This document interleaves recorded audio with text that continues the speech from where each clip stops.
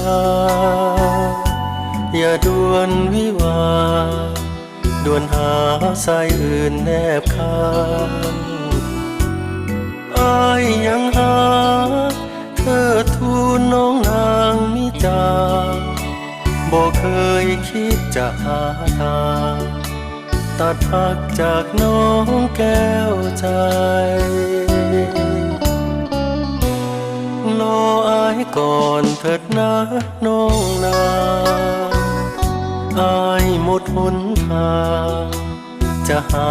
ค่าดองน้องได้จึงห่างเหินเพื่อหาทางสร้างฐานะใหม่เพื่อทางหาเขาสดใสอายจำต้องจากน้องไป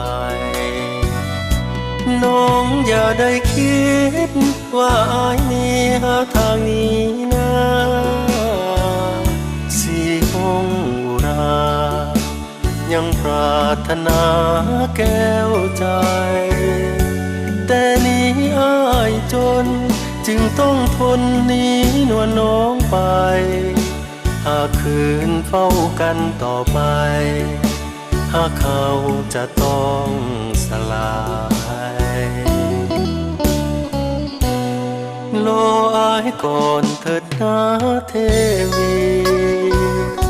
เมื่อใดอายมีจะหวนคืนมาหาใหม่สร้างเฮือนหอรอวิวาสุขสมดังใจเฮาคงสดชื่นแจ่มใสหักกันสู่นิรันดร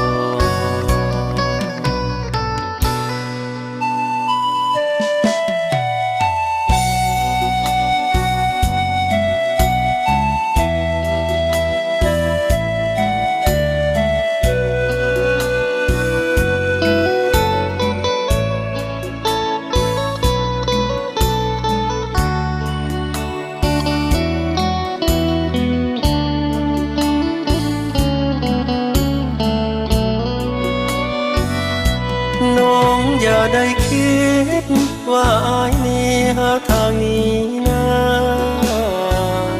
สีหงอุรายังปรารถนาแก้วใจแต่นี้อายจนจึงต้องทนหนีนวลน้องไปหากคืนเฝ้ากันต่อไปหากเขาจะต้องสลายรออายก่อนเถิดนะเทวีเมื่อใดอายมีจะหวนคืนมาหาใหม่สร้างเฮือนหอรอวิวาสุขสมดังใจเฮาคงสดชื่นแจ่มใสหักกันสู่นิรันดร